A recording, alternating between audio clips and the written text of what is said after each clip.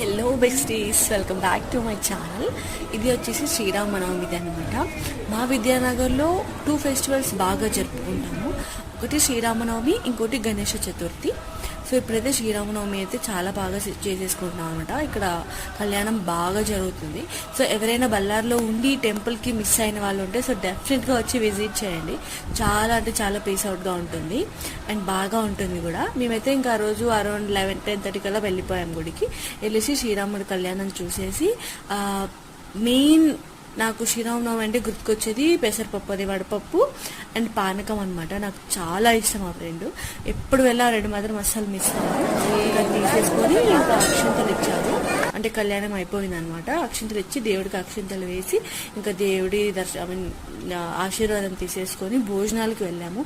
చాలా ఎండాకాలం కదా, అప్పుడు చాలా ఎండ ఉండేది. I couldn't make any clips అనమాట. Thanks for watching. బాయ్.